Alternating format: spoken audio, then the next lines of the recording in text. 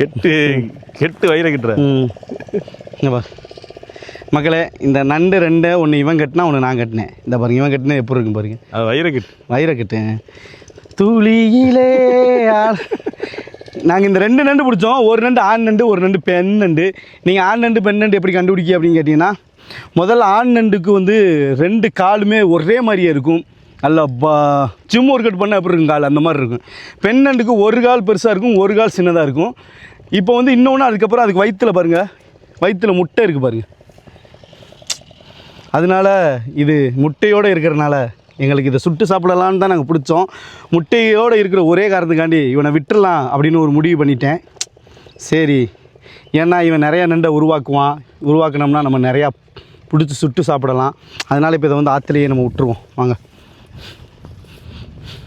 நீ அவ்வளோ நல்லவனா? டேய், ஒரு கொஞ்சம் மனச்சாட்சி, கொஞ்சம் வயிற்றில் இந்த மாதிரி முட்டை இருக்கிற ஒரே ரீசனுக்காண்டி மட்டும் தான் விட்றோம். இல்லைன்னா நாங்கள் அவ்வளோன்னு இறக்க குணம் உள்ளவங்களாம் கிடையாது. கடலில் மீனையோ நண்டையோ பிடிச்சோம்னா, ஏன்னா அதுதான் எங்கள் பொழப்பே. ஆனால் இது சென்னை இருக்கிறனால அப்படி விட்டுருவோம். உங்களுக்கு நான் வந்து பக்கத்தில் விட்டால் நீங்கள் ஏதாவது சந்தேகப்படுவீங்க, அதனால் நான் தூக்கி போடுறேன் பாருங்கள். இப்போ ஒன்று பிடிக்க முடியும்னு நினைக்கிறீங்க? சான்ஸே இல்லை. பறந்துருவான். இன்னொன்று தண்ணி கலக்கு கண்டே பிடிக்க முடியாது. குத்தி குத்தி பார்க்கலாம். இல்லை பாட்டு நான் என்ன போய் பார்த்துட்டு வர்றேன், எங்கே நீங்கள் நிற்கானா இல்லையான்னு.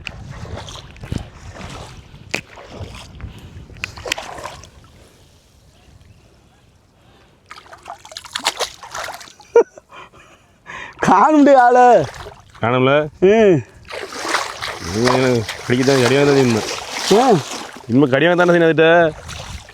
அவன் இனிமேதான் அந்த ஒரு படத்தில் அபோகலிப்டோவா, அந்த படத்தில் சொல்லுவான்ல, என் ஏரியாவுக்கு வந்துட்டடா, இனிமேல் நீ என்ன பண்ணுறன்னு பார்ப்போம்டா அப்படின்னு சொன்ன மாதிரி. இப்போ இவன் ஏரியா, இப்போ கையை விட்டோம்னு வைங்களேன்,